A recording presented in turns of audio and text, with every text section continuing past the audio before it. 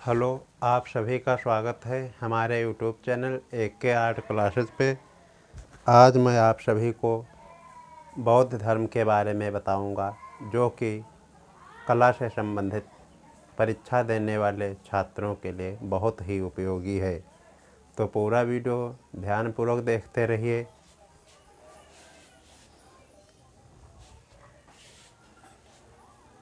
बौद्ध धर्म। बौद्ध धर्म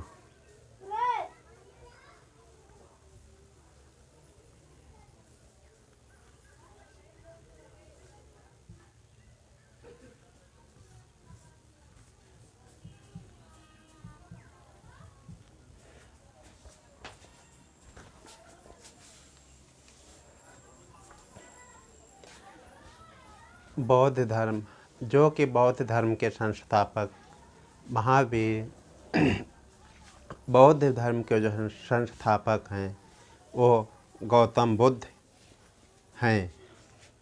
तो क्या है, संस्थापक कौन है?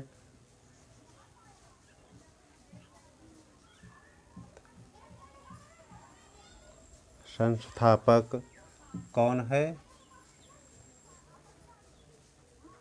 गौतम बुद्ध।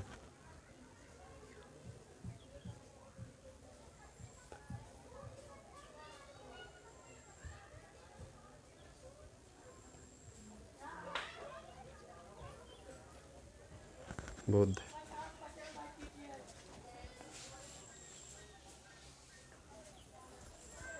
बौद्ध धर्म के संस्थापक गौतम बुद्ध हैं। गौतम बुद्ध का जन्म जो है वह नेपाल में हुआ था, जो कि कपिलवस्तु नामक स्थान पर लुम्बिनी जिला में, जो कि नेपाल में पड़ता है। तो इनका जन्म कहाँ हुआ था? कपिलवस्तु नामक स्थान पे लुम्बिनी जिला में, जो कि नेपाल में पड़ता है। तो क्या लिख सकते हो?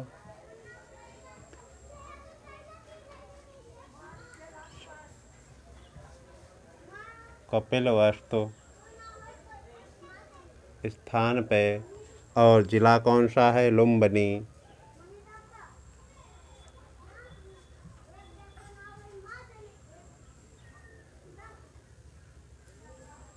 लुम्बिनी, जो कि नेपाल देश में पड़ता है।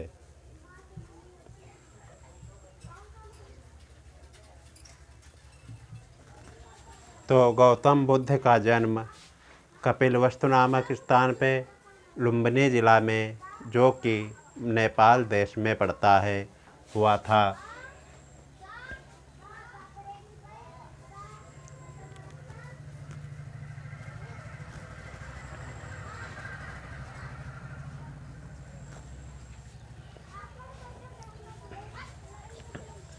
इनकी मृत्यु कुशीनगर, उत्तर प्रदेश राज्य में, जो कि भारत देश में स्थित है, में हुई थी।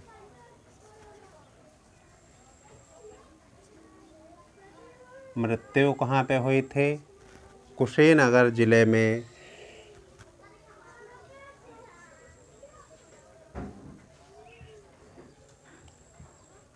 कुशीनगर जिला में, जो कि जिला उत्तर प्रदेश राज्य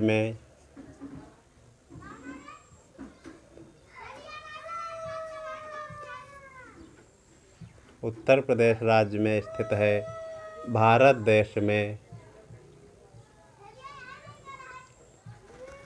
तो बौद्ध धर्म के संस्थापक गौतम बुद्ध हैं। गौतम बुद्ध का जन्म कपिलवस्तु नामक स्थान पे लुम्बिनी जिला में, नेपाल में हुआ था। इनकी मृत्यु कुशीनगर नाम जिले में, और जो कि जिला उत्तर प्रदेश भारत में स्थित है। इनका वंश जो था यह वो शाक्य वंश के थे।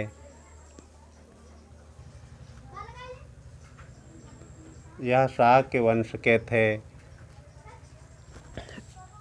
इनके बचपन का नाम सिद्धार्थ था। यह कई बार पूछा जा चुका है। जो कि गौतम बुद्ध हैं। इनके बचपन का नाम क्या था? सिद्धार्थ।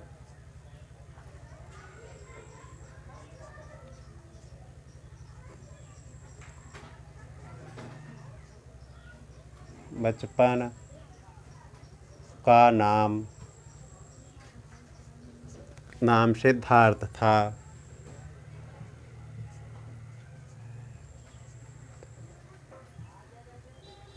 सिद्धार्थ था। इनके माता का नाम महामाया, पिता का नाम शुद्धोधन था। माता का नाम इनके महामाया, माता का नाम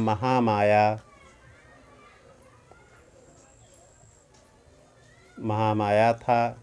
सिद्धार्थ की माता का नाम महामाया था। पिता का नाम शुद्धोधन था।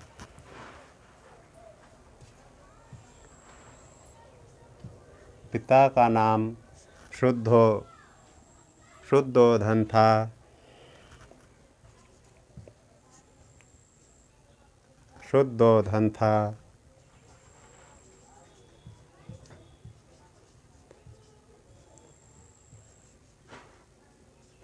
शुद्धोधन था। इनका पालन पोषण जो थी इनकी मौसी महाप्रजापति गौतमी ने किया था।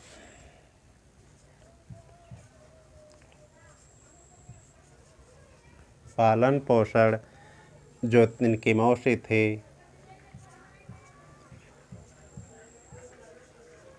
पालन पोषण जो गौतम बुद्ध की मौसी महामाया प्रजापति गौतमी थी उन्होंने किया।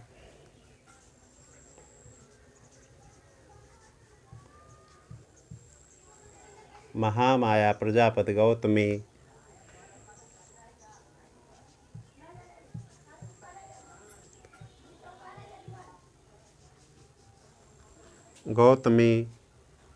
जो कि इनकी मौसी थी,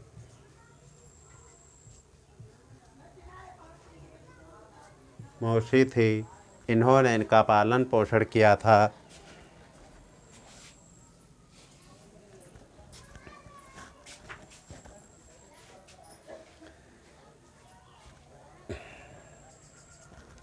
गौतम बुद्ध की पत्नी का नाम यशोधरा था।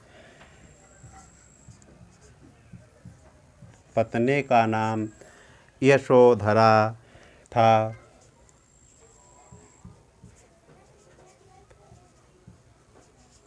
यशोधरा था।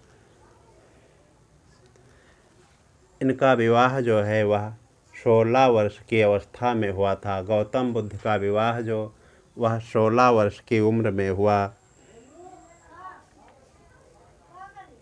गौतम बुद्ध का जो विवाह था वह 16 वर्ष की उम्र में हुआ। गौतम बुद्ध के पुत्र का नाम राहुल था।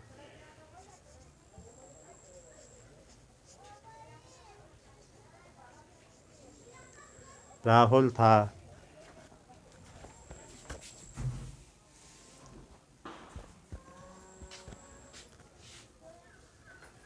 जो गौतम बुद्ध का जो विवाह हुआ था वह 16 वर्ष की आयु में हुआ था।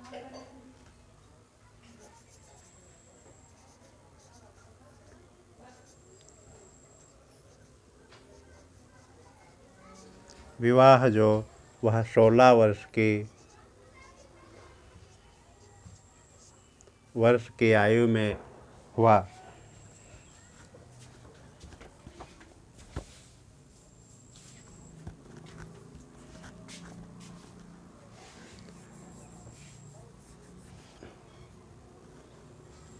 जो गौतम बुद्ध का विवाह वह 16 वर्ष की आयु में हुआ।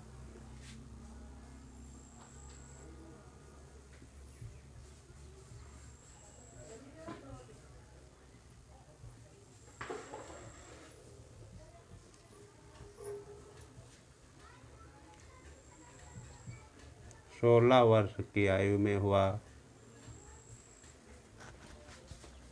तो एक बार पुनः देख लें क्या है।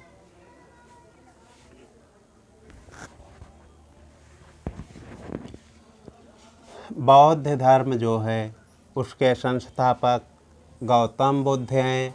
गौतम बुद्ध का जन्म कपिलवस्तु नामक स्थान पे लुम्बिनी नेपाल में हुआ था। इनकी मृत्यु जो है वह कुशीनगर ज़िले में, जो ज़िला उत्तर प्रदेश भारत में स्थित है। गौतम बुद्ध के वंश का नाम शाक्य वंश का था। इनके बचपन का नाम सिद्धार्थ था। गौतम बुद्ध की माता का नाम महामाया था। गौतम बुद्ध के पिता का नाम शुद्धोधन था। गौतम बुद्ध का पालन पोषण इनकी जो मौसी महाप्रजापति गौतमी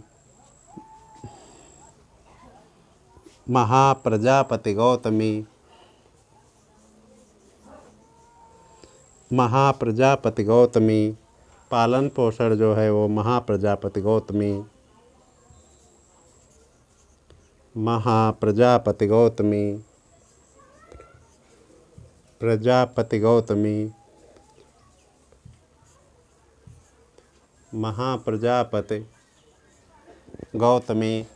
ने किया।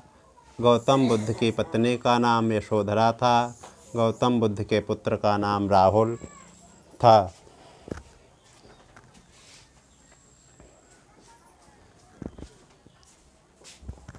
उसके बाद आगे देखिए।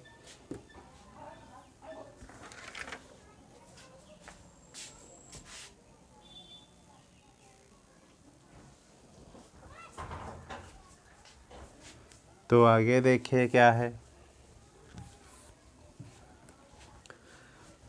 ये तो होगा गौतम बुद्ध के परिवार के बारे में। उसके बाद देखिए गौतम बुद्ध जो हैं उनके जीवन से 4 महत्वपूर्ण घटनाएं संबंधित हैं। जैसा कि महानिष्क्रमण, पहली घटना जो है वो महाभिनिष्क्रमण, और दूसरी संबोधि, तीसरी धर्मचक्र परिवर्तन, चौथी महापरिनिर्वाण। तो इनके बारे में देखिए क्या है। तो पहली घटना गौतम बुद्ध के जीवन से संबंधित 4 मुख्य घटनाएं हैं। क्या हैं? महाभिनिष्क्रमण,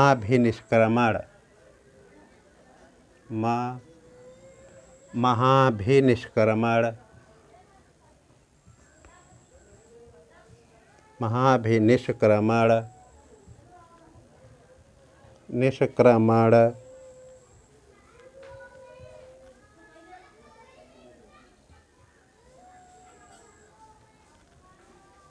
ये एक पहली घटना। उसके बाद देखिए क्या है। संबोधि,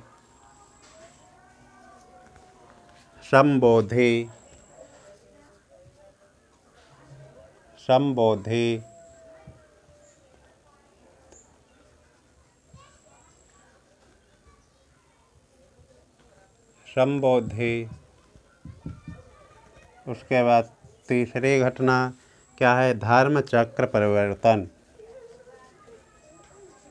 धर्मचक्र परिवर्तन। उसके बाद चौथी घटना क्या है? महापरिनिर्वाण,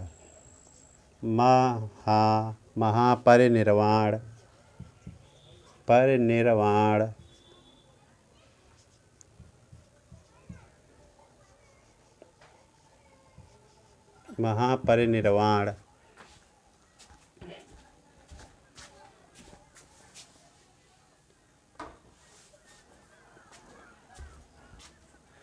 गौतम बुद्ध के जीवन से संबंधित मुख्य 4 घटनाएं हैं।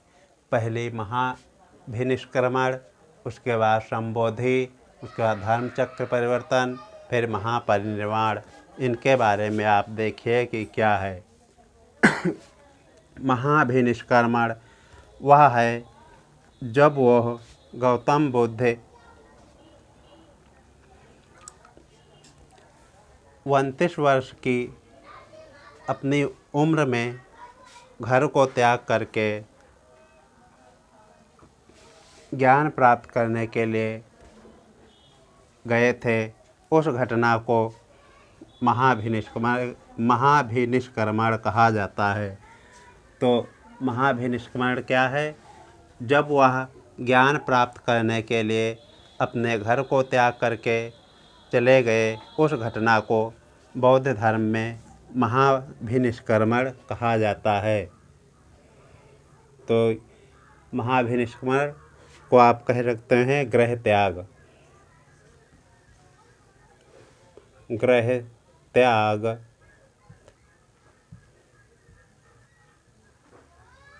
गृह त्याग और संबोधि क्या है? तो संबोधि वह है जब वो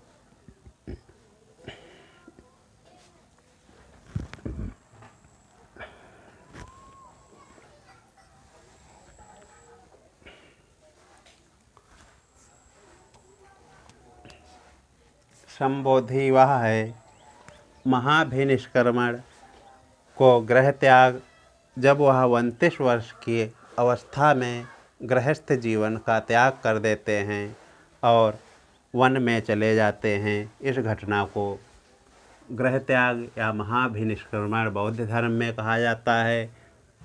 तो घर को त्यागते हैं, इसलिए इसको गृह त्याग भी कहा जाता है। संबोधि वह है जब वह 7 वर्ष तपस्या करने के पश्चात वैशाख की पूर्णिमा को वट वृक्ष के नीचे निरंजना नदी के किनारे बोधगया बिहार में बोधगया बिहार में ज्ञान को प्राप्त करते हैं, उस घटना को संबोधि कहा जाता है। तो यानी गृह त्याग करने के बाद वह गृहस्थ जीवन का त्याग करने के बाद वह 7 वर्ष जब तपस्या करते हैं, वैशाख पूर्णिमा की रात को वट वृक्ष के नीचे और निरंजना नदी के किनारे, जो कि बोधगया बिहार में ज्ञान की प्राप्ति की घटना को संबोधि कहा जाता है। तो क्या है? ज्ञान की प्राप्ति की घटना को संबोधि कहा जाता है। प्राप्ति को संबोधि कहा जाता है। और धर्म चक्र परिवर्तन वह है जब वह बुद्ध ज्ञान प्राप्त करने के बाद अपना प्रथम उपदेश देते हैं। तो वह प्रथम उपदेश पाली भाषा में वाराणसी के समीप सारनाथ नामक स्थान पे अपना उपदेश देते हैं, उसको धर्म चक्र परिवर्तन कहा जाता है। तो जब अपना प्रथम उपदेश देते हैं, उस घटना को बौद्ध धर्म में धर्म चक्र परिवर्तन कहा जाता है। प्रथम उपदेश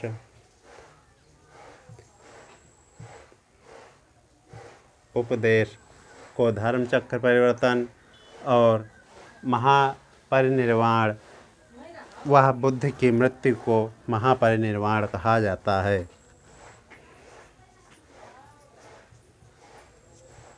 मृत्यु को महापरिनिर्वाण कहा जाता है।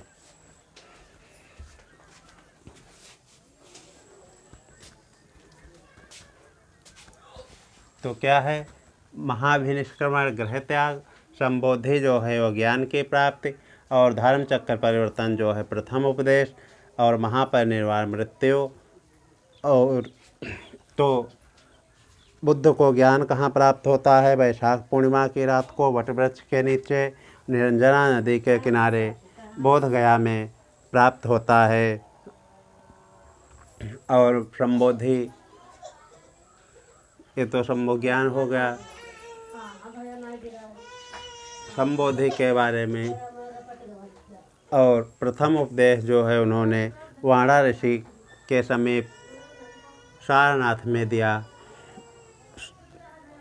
और मृत्यु जो है वह कहाँ हुई।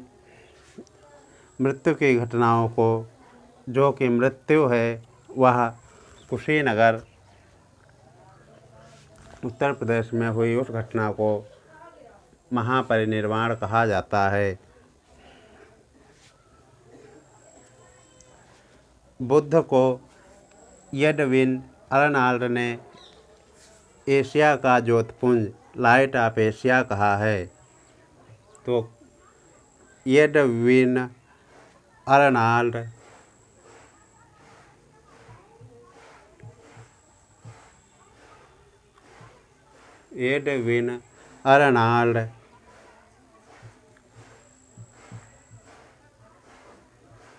अर्नाल्ड ने एशिया का ज्योतिपुंज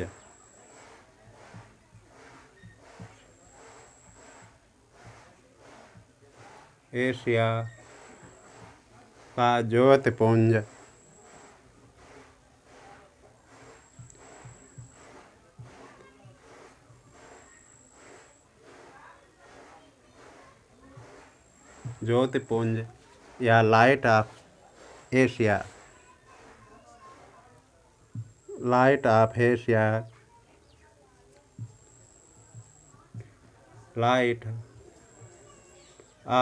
एशिया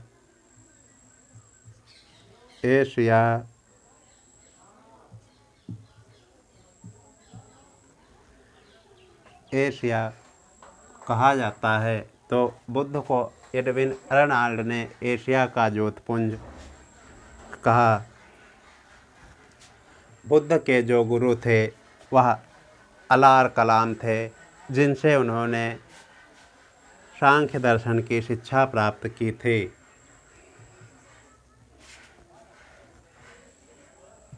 यह बहुत ही महत्वपूर्ण पॉइंट हैं, इन सभी को नोट करते रहिए और ध्यानपूर्वक याद भी करते रहिए।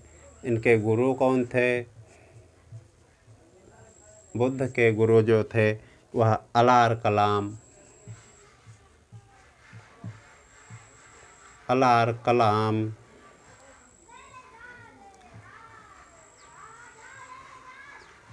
थे, जिनसे इन्होंने सांख्य दर्शन की शिक्षा प्राप्त की थी।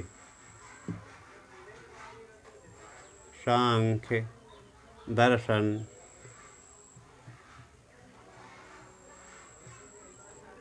दर्शन की शिक्षा प्राप्त की थी। बुद्ध के जो उपदेश हैं, उन्होंने अपने अधिकांश उपदेश जो हैं वह पाली भाषा में दिए। बुद्ध के उपदेशों की जो भाषा थी वह पाली थी।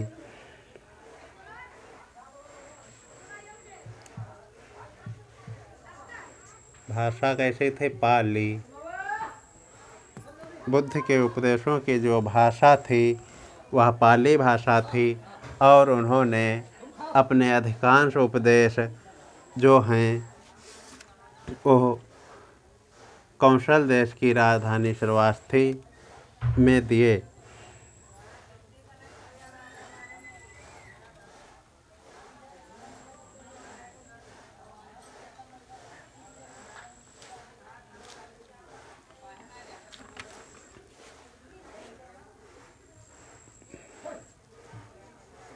बुद्ध की भाषा जो थी वह पाली थी और बुद्ध ने अपने सर्वाधिक उपदेश जो है वह कौशल देश की राजधानी श्रावस्ती में दिए। तो सर्वाधिक उपदेश कहाँ पे दिए?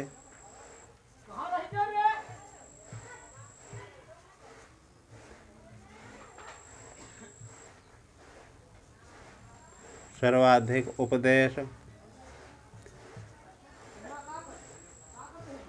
उपदेश श्रावस्ती में दिए।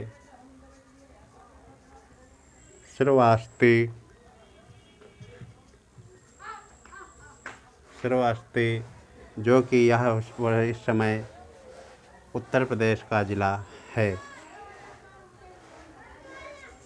और बुद्ध के जो जीवन के कुछ पहले जो उनका था चिन्ह, बुद्ध में चित्रों में पहले प्रतीकों के रूप में बुद्ध को दर्शाया जाता था। बाद में बौद्ध धर्म 2 शाखाओं में विभाजित हुआ तो वहाँ पे मूर्तियों का निर्माण हुआ। तो उन प्रतीकों के बारे में जान लीजिए। कुछ प्रमुख प्रतीक जो हैं उनको जान लीजिए क्या है, कौन सी घटना को किस प्रतीक के रूप में दर्शाया जाता है उसके बारे में देखिए।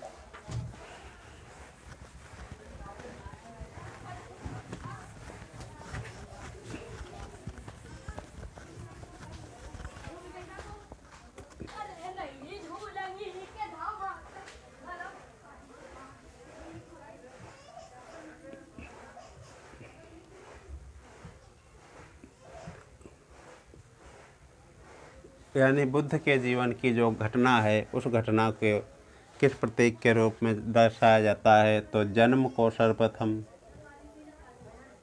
किस रूप में दर्शाया जाता है, तो जन्म को कमल या साँड़ के रूप में दर्शाया जाता है।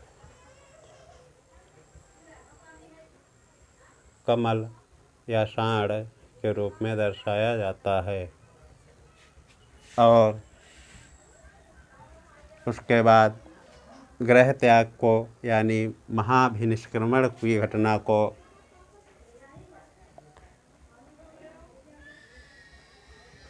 ग्रह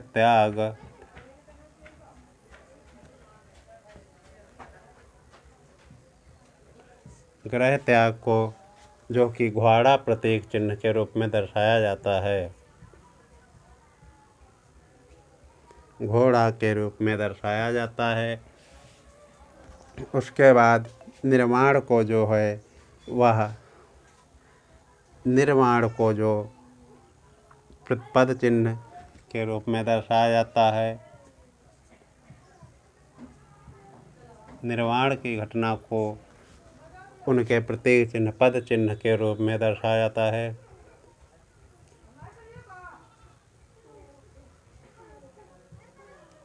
पद चिन्ह के रूप में। और ज्ञान की प्राप्ति यानी संबोधि को ज्ञान प्राप्ति को या संबोधि को जो कि वो बोध वृक्ष जिसके नीचे उन्होंने प्राप्त किया था, बोधि वृक्ष प्रतीक के रूप में दर्शाया जाता है। और प्रथम उपदेश यानी धर्म चक्र परिवर्तन को चक्र के रूप में दर्शाया जाता है। प्रथम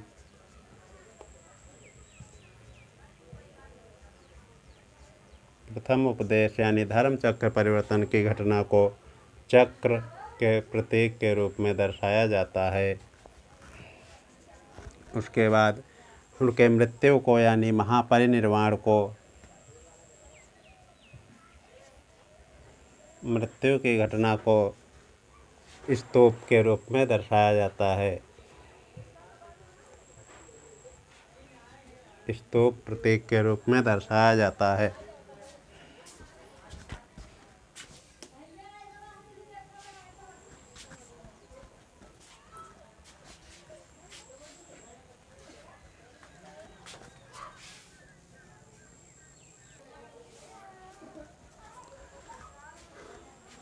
बौद्ध धर्म के विकास के लिए 4 संगतियों का आयोजन किया गया, यानी 4 बैठकें जो हैं वह हुई।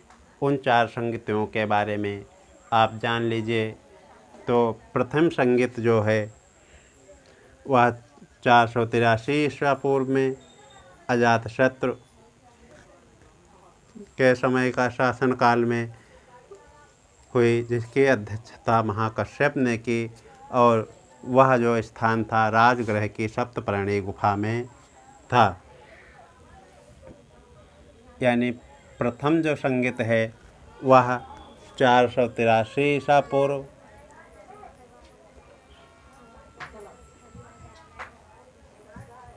ईसा पूर्व में हुई। और जो शासक था यानी जिसके समय में हुई वो अजातशत्रु के शासनकाल में हुई। अजात शत्रु के शासनकाल में हुई, जिसकी अध्यक्षता जो है वह महाकश्यप ने की। अध्यक्षता को की महाकश्यप ने की। महाकश्यप ने की।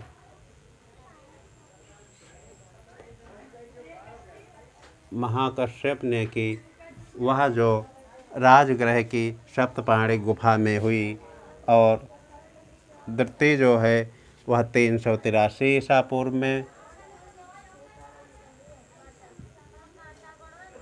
ईसा पूर्व में हुई। यह जो है कालाशोक के शासनकाल में हुई।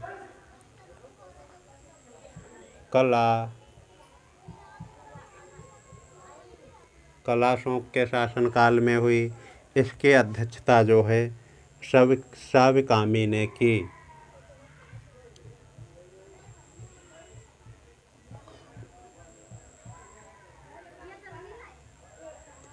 साविकामी ने हुई, जो कि वैशाली में हुई थी। और तृतीय संगीत जो है वह 255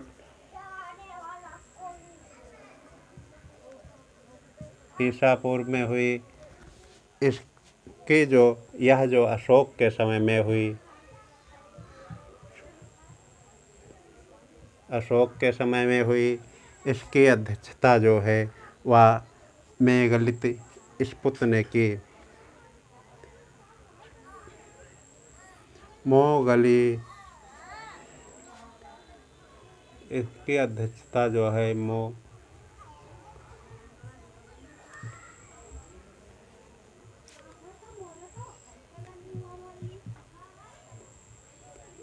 इसकी अध्यक्षता जो है मोगलित स्पुत्र ने की। यह जो है पाटिल पुत्र पटना में हुई।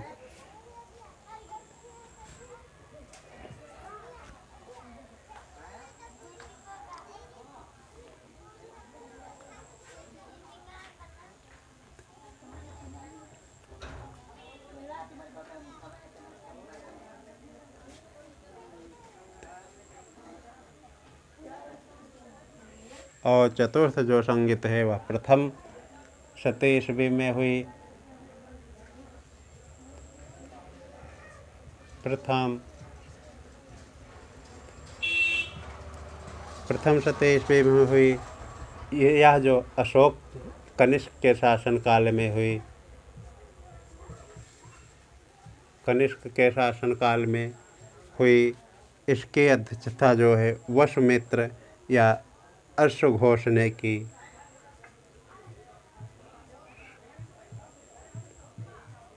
वसुमित्र या अश्वघोष।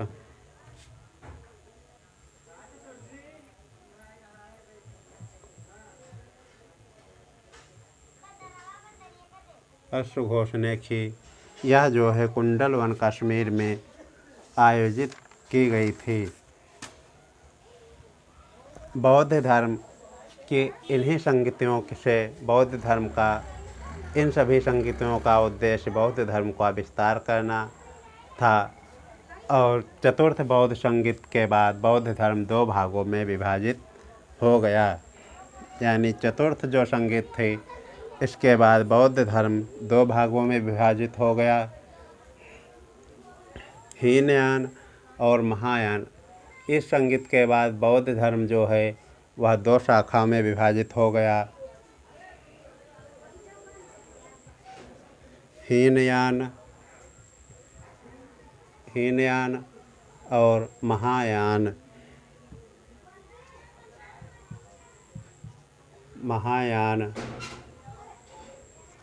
हीनयान के जो लोग थे वह बुद्ध की मूर्तियाँ नहीं बनाते थे, उनके प्रतीकों की पूजा करते थे। तो हीनयान के जो लोग थे वो क्या करते थे, प्रतीकों की पूजा करते थे।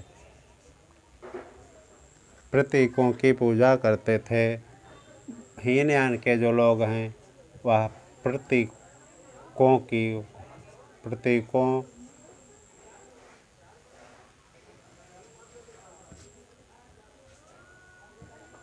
को पूजते प्रतीकों को पूजते थे और महायान के जो लोग थे वह मूर्तियाँ यानी आकृतियाँ बनाई जाने लगी। तो महायान के जो लोग थे वह बुद्ध की मूर्तियों की पूजा करने लगे।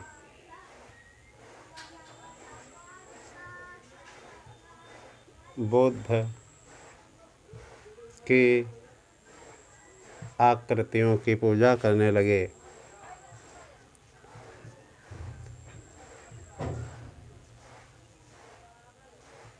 आकृतियों की पूजा करने लगे। तो चतुर्थ बौद्ध संगीत के बाद जो कि कनिष्क के शासनकाल में हुई, जिसकी अध्यक्षता वसुमित्र या सुघोष ने की, जो कि कुंडल और कश्मीर में हुई। यह बहुत ही महत्वपूर्ण ये सभी संगतियाँ हैं। चतुर्थ संगीत के बाद बौद्ध धर्म दो शाखाओं में विभाजित होगा, हीनयान और महायान। हीनयान के जो लोग थे वह प्रतीकों को पूजा करते थे और महायान के बाद के लोग बुद्ध की आकृतियाँ बनाने लगे। इसी से बुद्ध की मूर्तियों का निर्माण प्रारंभ माना जाता है। जो बुद्ध अपने उपदेश देते थे उन उपदेशों को त्रिपिटक कहा जाता था, यानी बुद्ध के उपदेश जो हैं वह पिटक कहलाते थे। बुद्ध के उपदेशों को पिटक कहा जाता था।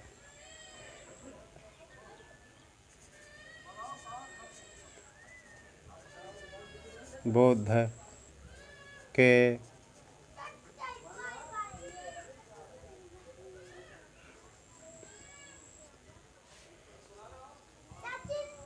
उपदेशों को पिटक कहा जाता है।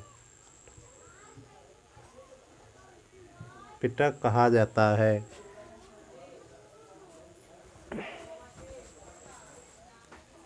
उसके बाद आगे देखिए,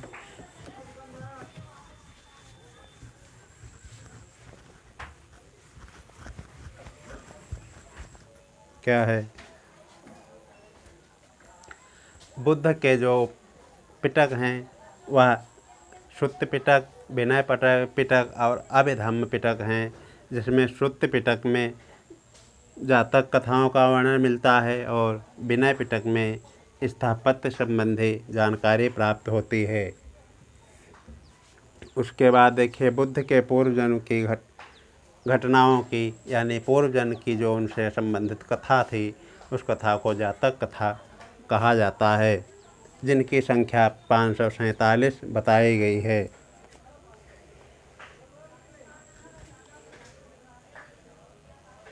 पूर्व जन्म की कथाओं को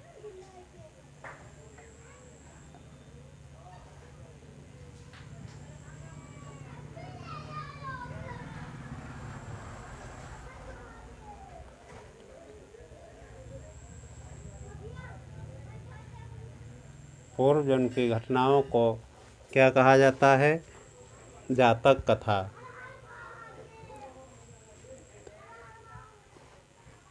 यानी बुद्ध के जो घटनाएं या कथाएं हैं पूर्व जन्म की, उनको जातक कथा कहा जाता है। कथा कहा जाता है। इनकी कुल संख्या जो है वो 547 है। उसके बाद देखिए, बौद्ध धर्म का विचार था चढ़त भिक्षुखुरा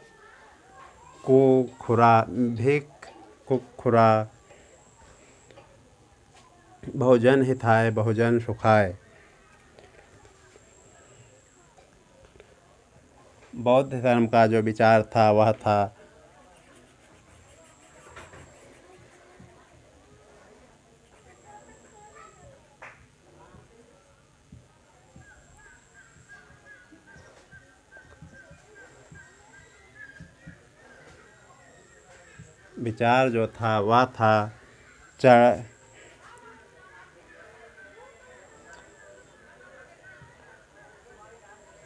चढ़त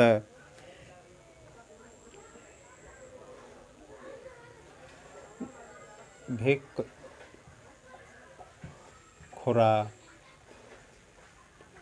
बहुजन हिताय बहुजन सुखाय।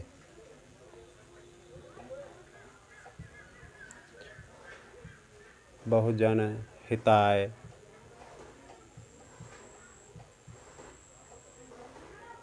बहुजन हिताय बहुजन सुखाय।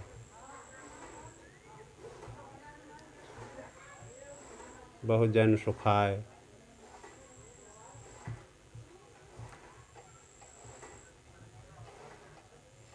सुखाय। और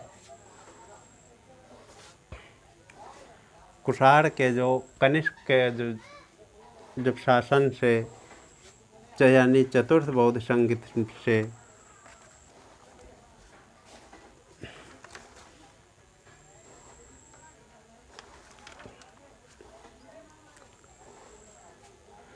कुषाण वंश के जो शासक थे कनिष्क के काल से ही बौद्ध धर्म दो शाखाओं में विभाजित हुआ। उन्हीं जो है वह महायान शाखा के लोग मूर्तियाँ बौद्ध की बनाने लगे। तो उनके समय में ही मूर्तिकला की दो शैलियाँ मथुरा शैली और गांधार शैली विकसित हुई। तो कनिष्क के काल में मूर्तिकला की दो शैलियाँ विकसित हुई, मथुरा शैली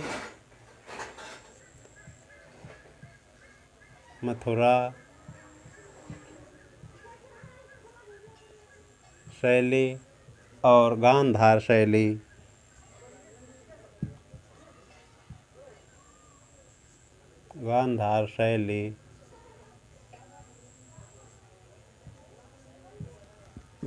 गांधार शैली इन्हीं में जो है मूर्तिकला की दो शैलियाँ कनिष्क के शासनकाल में मूर्ति की दो शैलियाँ मथुरा शैली और गांधार शैली विकसित हुई, जिसमें जो है वह मथुरा शैली में बुद्ध की प्रथम मूर्ति निर्मित हुई। तो बुद्ध की प्रथम मूर्ति मथुरा शैली में निर्मित हुई, इसमें जो है वह प्रथम मूर्ति निर्मित हुई। और गांधार शैली में जो है वह बुद्ध की जो सर्वाधिक मूर्तियाँ निर्मित हुई। इसमें क्या है, सर्वाधिक मूर्तियाँ निर्मित हुई।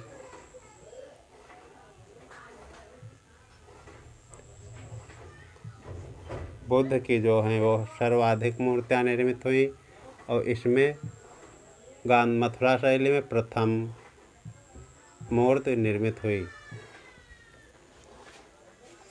इन शैलियों पर मूर्तियों पर यूनान शैली का प्रभाव दृष्टिगत होता है। तो आज के वीडियो में इतना ही। देखते रहिए हमारा YouTube channel AK art classes. जल्द ही आपको मिलेंगे अगले वीडियो में। तब तक के लिए जय श्री राम।